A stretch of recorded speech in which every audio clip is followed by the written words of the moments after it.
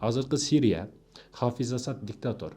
Хафиз Асад ошол 30 жыл 35 жылга чейин өзүнүн диктаторлугун колдонуп, элин өтө кысымда кармап, өтө катуу башкарды. Өзүнүн уулун, чоң баласын ошол өзүнөн кийинки диктатор болосун деп аны тарбиялады. Генерал болду, губернатор болду, башка болду. Айтор чоң ийгиликтерге жетти. Бирок чоң баласы атайын бир 200дөн да жогору тездикте кетип жатып, унаа кырсыгына жолугуп каза тапты. Бирок мындан кийинки кичине иниси бар эле. Бул Хафиз Асаддын баласы Башар Асад. Башар Асад илимге өтө кызыккан жигит болгон. Жаштыгынан илимге басым жасап, медицина тармагында Европада, Лондондо окуп жаткан кези болгон. Лондондо ошол жакта окуп, ушул жакта өзүмдүн ордумду табамын деп, себеби буга саясатка киришке дагы негизи ою жок эле да. Себеби мунун атасы чоң байкесин көп нерсеге даярдаган. Чоң байкем барды жокко барат, саясатты ошол кылат, мен эч нерсеге аралашпайм деген өзүнүн дагы ойлору болгон.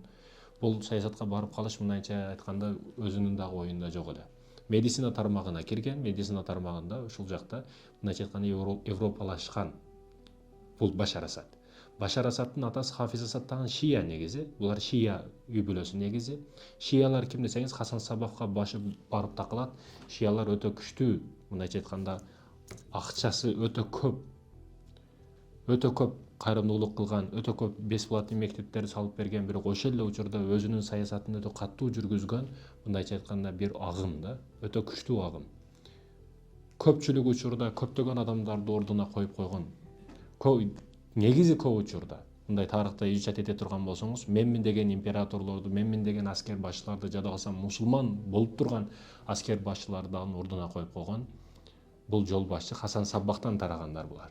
Азыркы учурда дагы булардын бюджетинде атайын ыктыярчылары бар, атайын бирдеке уюштурабыз десе миллиондогон акчалар которулат буларга. Айтор ушундай.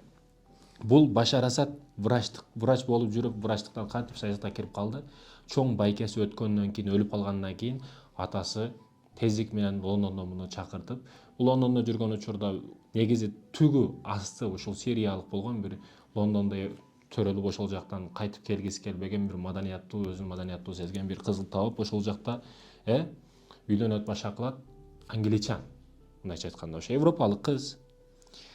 Башар Асаддын ою жок эле, бирок атасы бул байкеси өткөндөн кийин, чоң байкесинин үмүтү өчкөндөн кийин баласын тездик менен келип мамлекетте баягы өзүнүн системасын бүт үйрөтө баштайт баласына.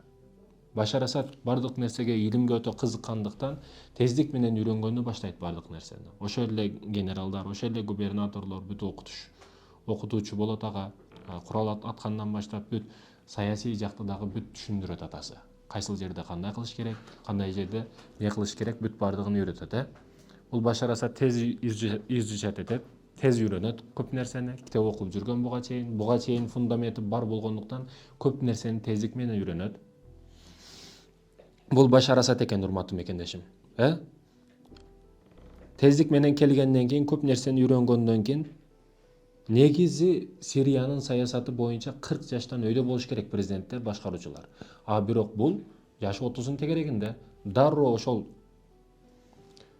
мыйзамга өзгөртүү киргизилет дагы, 30 жаштан өйдө боло турган мыйзамды киргизишип, Башар Асад дароо отурат. Залым дагы өлөт. Жакшылык кылып жүргөн адам дагы өлөт.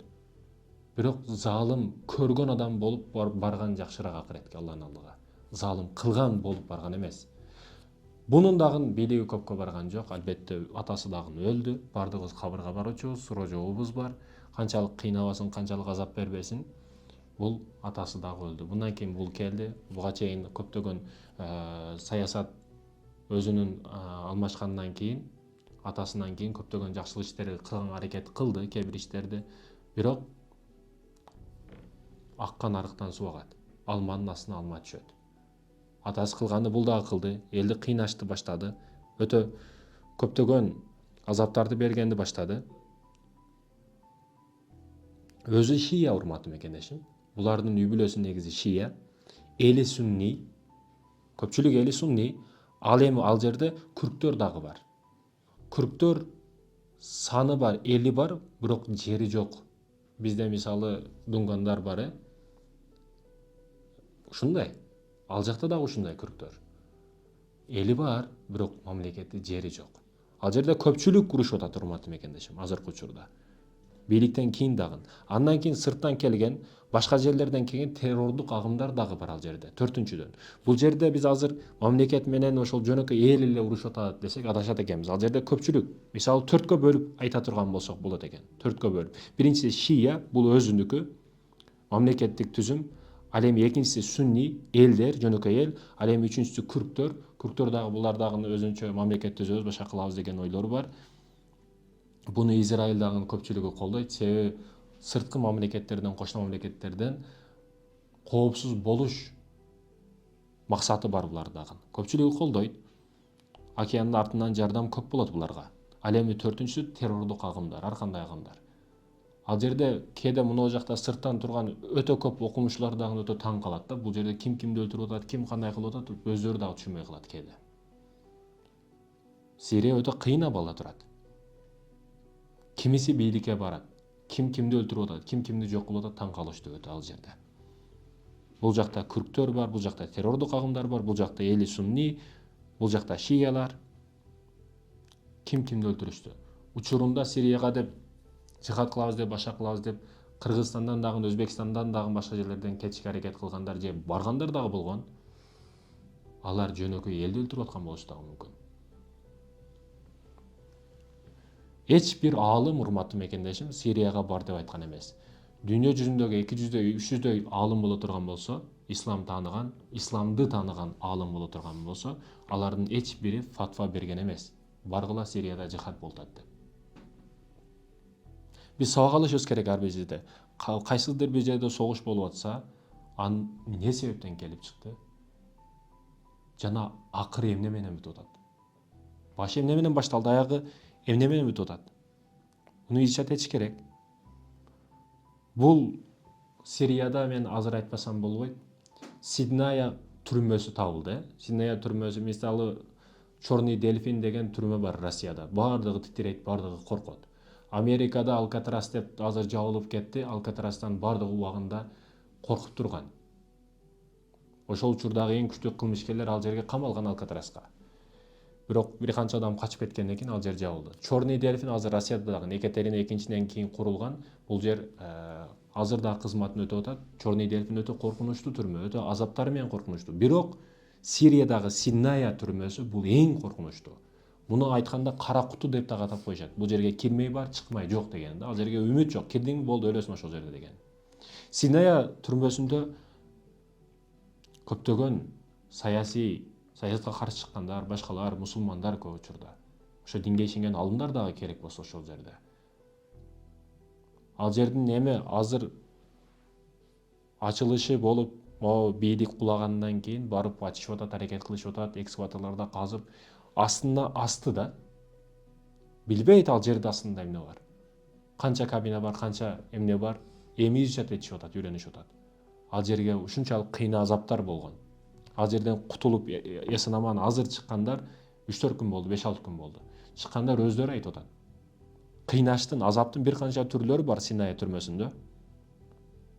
Биринчи кирген кезде эле коркутат. Коркутуу кандай? Көзүңдү байлап коет, эки жагыңа тээп, аскерлер келип калганыңча урат да. Же себептүү, же себепсиз эле келип ура берет. Себепсиз, эч кандай себепсиз келип ура берет. Баягы биринчи күнү киргенде эле муш жеген, таяк жеген адам коркуу үстүнө коркуу.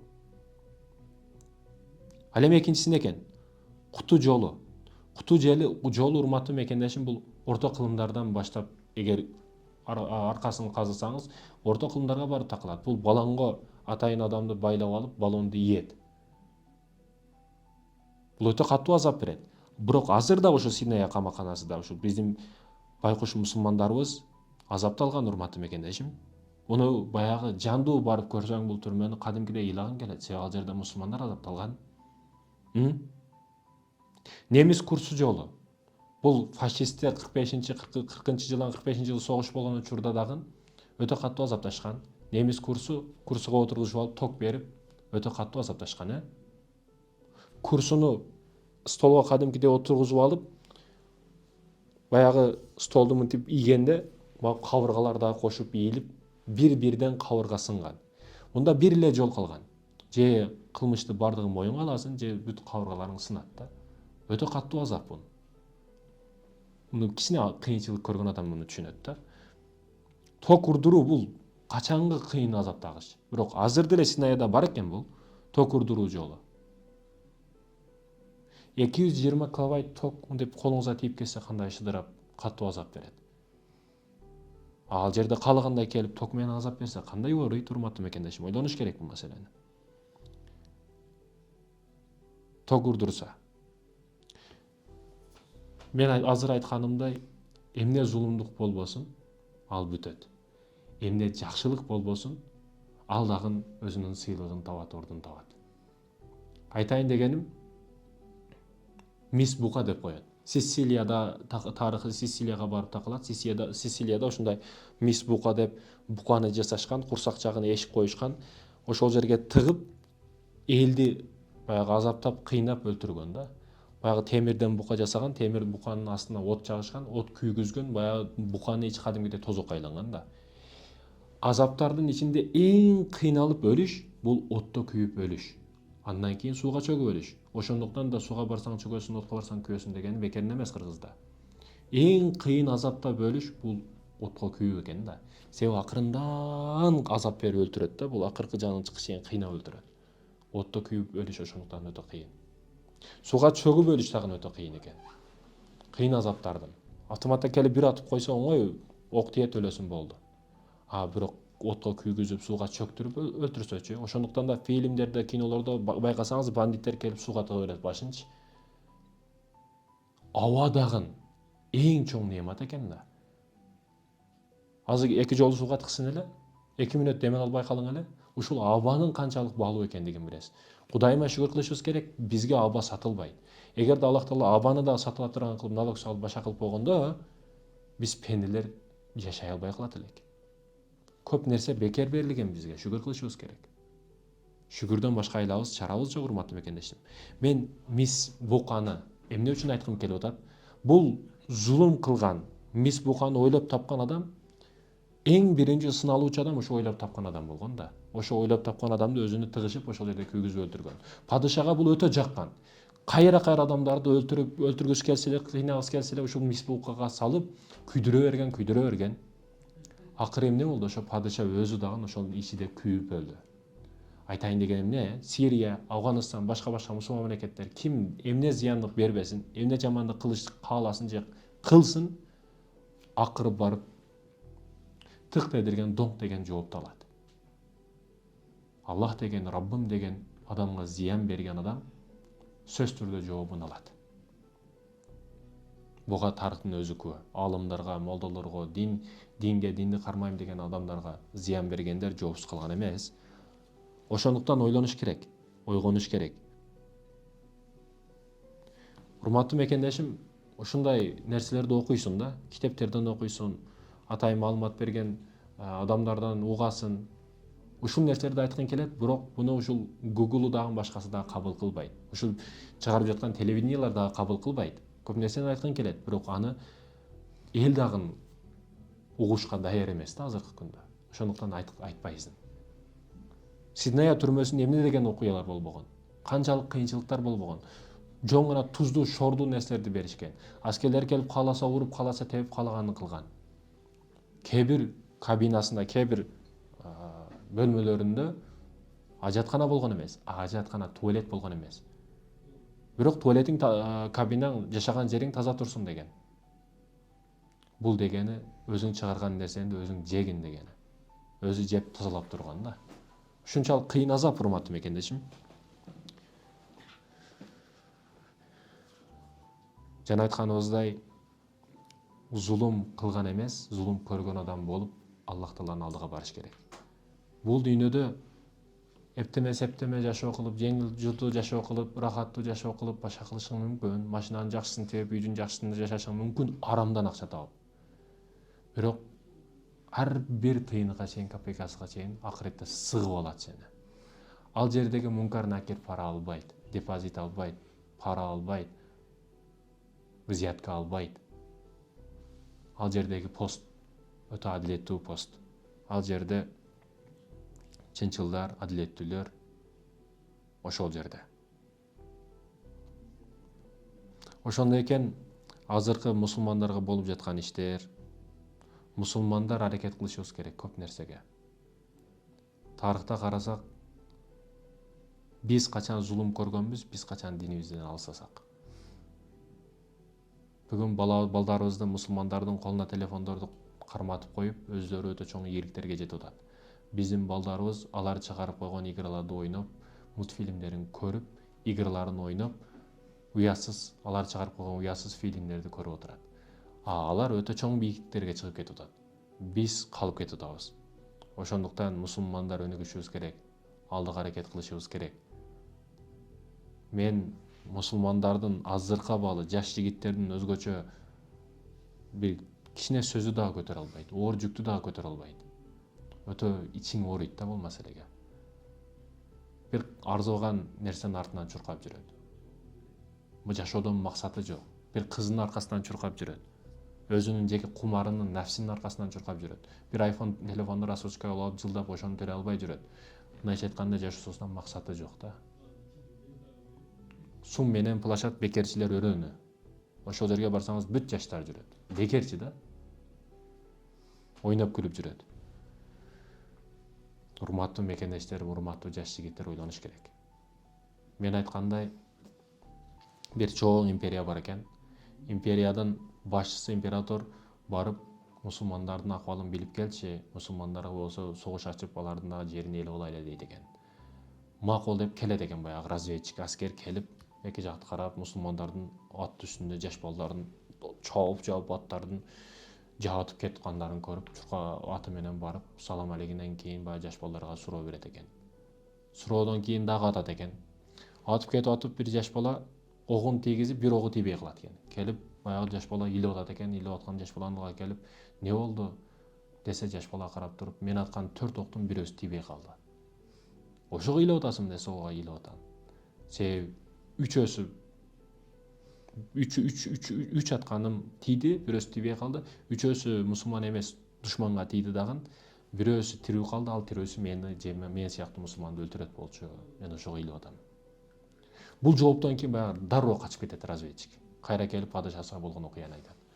Ошондо падышасы карап туруп, булардын жаш баласы ушул себептен илеп аткан болсо, булардын чоңу кандай болду, улуулары кандай болду, аксакалдары кандай болду, армиясы кандай болду деп аларга согуш ачкан эмес. Кийин бир канча жылдар өтөт. Мусулмандар динден алыстап, кыздардын аркасынан чуркап, жеке нафсинин ким бай болот деп ушул нерсенин аркасынан чуркап жүргөндөн кийин биригүү жоголот, ынтымак жоголот, динден алысташат. Анан баягы император дагы разведчигин жөнөтөт. Барып мусулмандардан кабар алып келчи, булар кандай болуп атат, не болуп атат. Баягы келет. Караса бир бойдок жигит, 25 жаштагы жигит дарактын астында, көлдүн боюнда ыйлап отурат. Келип, жигит, не болду, неге илеп атасың десе, паланчага ата-энемди жиберетсем, кызыны бербей койду. Мен бай эмес экенмин дейт да. Баягы сүйүнгөн бойдон келип падышага кабарды айтат. Падыша император дароо согушта чаттагы мусулмандардын жерлерин ээлеп алат. Жаштар, кайга барып атасыңар, урматтуу жигиттер? Сүйбөгөнгө сүйкөлбө дейт. Бир жолу айт болду, ага жалынып, гүл берип, башка кылып.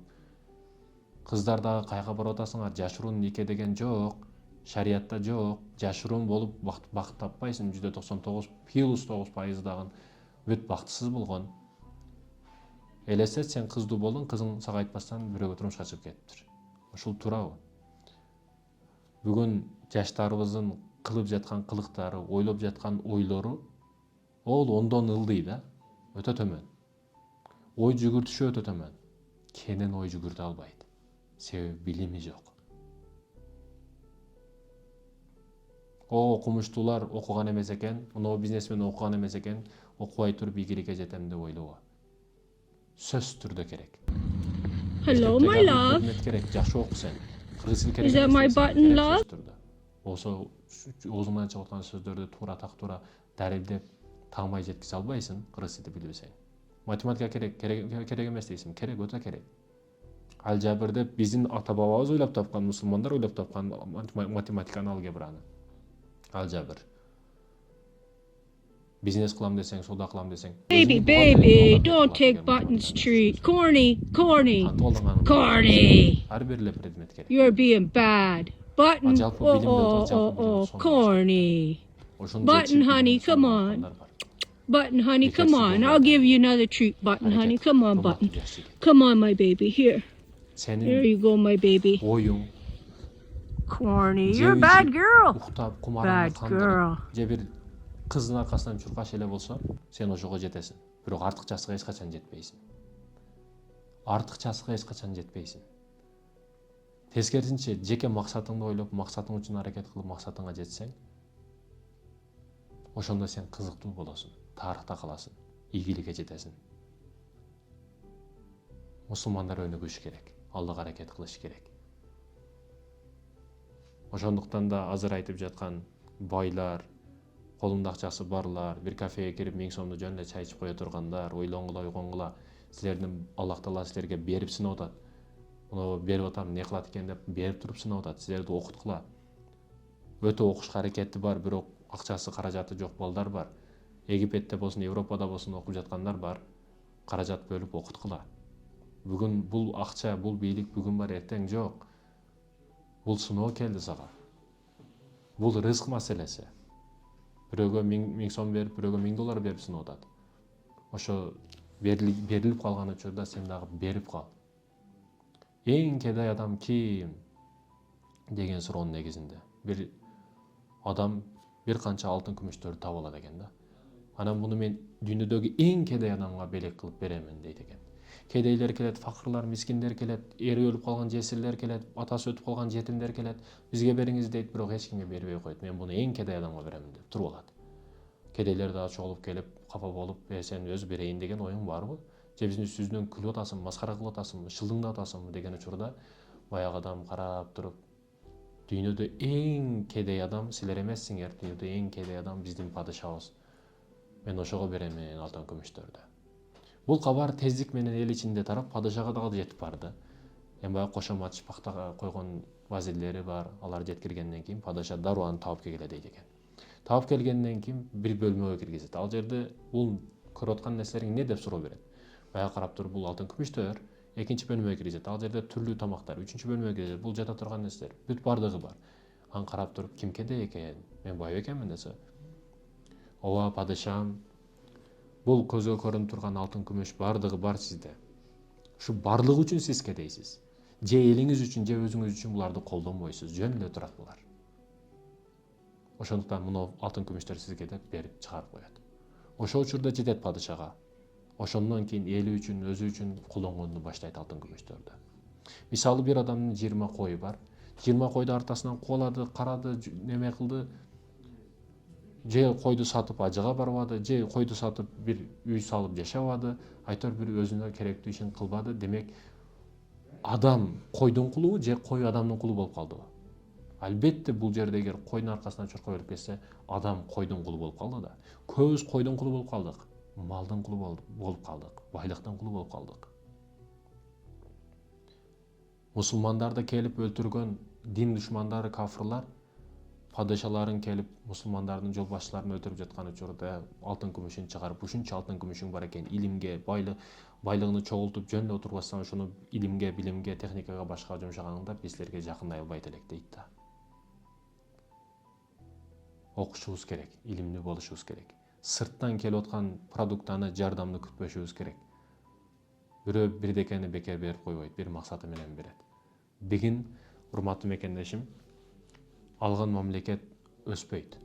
Берген мамлекет өсөт, озот. Алдыга аракет кылайлы, жаш жигиттер биригейле. Аллах үчүн аракет кыл. Дүйнөнү өзгөртөм деген адам дүйнө үчүн өзгөрүп калбайт. Эгерде сен дүйнө үчүн, акча үчүн, бийлик үчүн, башка үчүн өзгөрүп кете турган болсоң, анда сен дүйнө өзгөртө албайсың. Дүйнө өзгөртөм деген адамдарды карасаң, бүт бардыгын өзүн өзгөртүп, алдыга аракет кылган. Бүгүн жалкоо болуп, өзүңдүн газыңды өзүң жыттап жата берсең, бир нерсе өзгөрүп калбайт, урматтуу жаш деген.